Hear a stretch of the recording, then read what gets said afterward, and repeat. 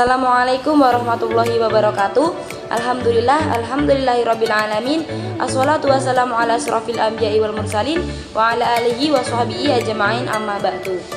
Baik, di sini saya sebagai perwakilan kelompok 7, kelompok yang membahas mengenai fikih pada imam mazhab, yang khususnya mazhab Imam Maliki. Di sini sebelumnya saya akan memperkenalkan diri saya dan teman-teman saya. Saya Tia Oktaviani dan ketiga teman saya yaitu Vera Febriana, Ulfanur Magfiro, dan Zainal Mustafidin.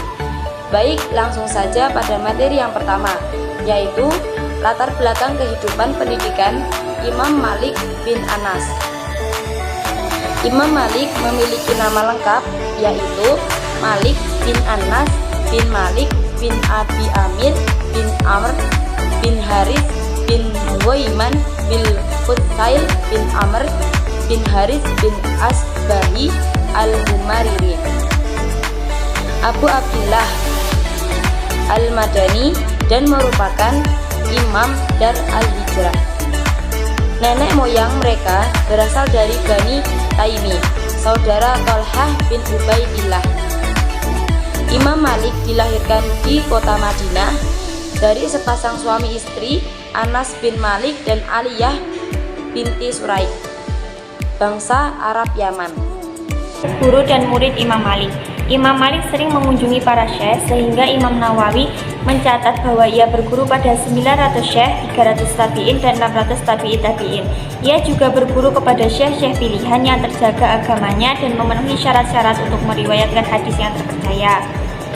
Secara khusus, Imam Malik berguru kepada Abdurrahman bin Hurmuz al-A'raj selama 7 tahun lebih. Di antara guru-gurunya ada Rabi'ah bin Abi Abdurrahman, guru Imam Malik di masa kecilnya, dan Abdullah bin Umar juga termasuk guru Imam Malik. Ia sering mendatanginya dan bertanya padanya. Demikian juga Ja'far Muhammad al-Baqir, Muhammad bin Muslim az-Zuhri, Abdurrahman bin Zawan, Yahya bin Sa'ad al-Asy'ari, Abu Hazim Salamah bin Dinar, Muhammad bin Muzakir, Abdullah bin Dinar, dan lain-lain. Kepandaian Imam Maliki tentang pengetahuan ilmu agama dapat diketahui melalui para ulama pada masanya. Seperti pernyataan Imam Hanafi bahwa beliau tidak pernah menjumpai seorang pun yang lebih alim daripada Imam Maliki. Imam Laits bin Sa'ad pernah berkata bahwa pengetahuan Imam Maliki adalah pengetahuan orang yang takwa kepada Allah dan boleh dipercaya bagi orang-orang yang benar-benar hendak mengambil pengetahuan. Imam Malik adalah ulama pendiri mazhab, karena itu ia memiliki murid dan pengikut yang meneruskan dan melestarikan pendapat-pendapatnya. Di antara pengikut Imam Malik yang terkenal adalah Asad ibnu al-Furat, Abdul As-Salam al-Tanuki, Ibnu Rushd, Al-Qurani, dan Al-Satibi. Imam Malik bin Anas wafat pada hari ke-10 bulan Rabiul Awal tahun 179 Hijriah dalam usia 60 tahun. Yang C adalah karya-karya Imam Malik. Karya Imam Malik adalah Al-Muwatta. Kitab ini merupakan hadis dan fikih sekaligus yang di dalamnya dihimpun hadis-hadis dan tema-tema fikih yang dibahas Imam Malik, seperti praktek atau amalan penduduk Madinah, pendapat tabi'in yang ia temui, dan pendapat sahabat serta tabi'in yang tidak sempat ditemuinya. Karya lainnya ada 11. Yang pertama adalah kitab Aqdiyah, yang kedua kitab Nujum, yang ketiga kitab Manasik, yang keempat kitab Tafsir li Gharib Al-Quran, yang kelima Ahkam Al-Quran, yang keenam Al-Mudawwana Al-Kubra, yang ketujuh Tafsir Al-Quran, yang kedelapan kitab Masail Islam, 9 Islam Ibnu Ma'ruf Qasan, 10 Risalah ila Al-Lais, 11 Risalah ila Ibnu Wahab. Namun dari beberapa karya tersebut yang sampai kepada kita hanya 2. Yang pertama Al-Muwatta dan Al-Mudawwana Al-Kubra. Kitab ini sudah disyarahi oleh Muhammad Zakaria Al-Kandalawi dengan judul Auhaz Al-Masalik ila Mutawati' Malik, dan Muhammad Ibnu Abad Al-Baqi Al-Zarqani dengan judul Syarh Al-Zarqani Al-Muwatta' Al-Imam Malik, dan Jalaladdin Abd ar-Rahman Asyuyuti Al-Syafi'i yang berjudul Tanwir Al-Walid Syarh Al-Muwatta Al-Malik. Baik, pembahasan selanjutnya ialah pola pemikiran atau pengambilan dalil yang dilakukan oleh Imam Malik bin Anas dalam menentukan suatu hukum Islam.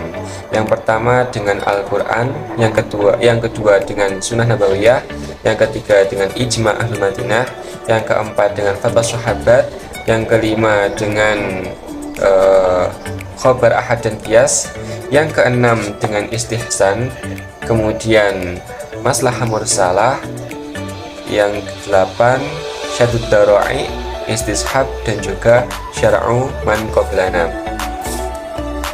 Pengambilan dalil melalui Al-Quran meliputi 3 hal. Yang pertama nas, yang kedua zahir, dan yang ketiga mafhum mukhalafah.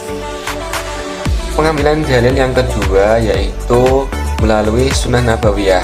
Sunnah Nabawiyah yang dimaksud yaitu hadis-hadis yang mutawatir. Yang ketiga yaitu Ijma' Ahlul Madinah atau kesepakatan para ulama Ahlul Madinah dalam menentukan suatu hukum Islam. Ijma' Ahlul Madinah ini kedudukannya lebih tinggi menurut mazhab Imam Malik, yaitu lebih tinggi daripada hadis ahad atau khobar ahad. Kemudian selanjutnya yaitu fatwa sahabat. Sahabat di sini yang dimaksud ialah para pembesar sahabat atau biasa kita kenal dengan sebutan Khulafaur Rasyidin. Kemudian poin selanjutnya yaitu melalui khobar ahad dan qiyas. Tapi di sini Imam Malik mensyaratkan khobar ahad yang telah dikuatkan dengan dalil yang qat'i atau pasti. Kemudian jika khobar ahad ini tidak dikuatkan dengan dalil qat'i, maka Imam Malik lebih mengedepankan qiyas daripada khobar ahad. Kemudian Imam Malik mengambil suatu hukum melalui istihsan, yaitu berpindah dari satu dalil ke dalil yang lain yang lebih kuat daripada dalil sebelumnya. Imam Malik dalam menentukan suatu hukum Islam juga mengambil dari maslahah mursalah. Apa itu maslahah mursalah? Maslahah mursalah ialah sesuatu yang baik menurut akal, dapat diterima dengan baik oleh akal, dan tidak bertentangan dengan nas atau Al-Quran. Kemudian yang terakhir ada syara'u man qablana, yaitu hukum-hukum Allah yang dibawa oleh Nabi dan Rasul sebelum Nabi Muhammad dan berlaku untuk umat mereka pada zaman itu.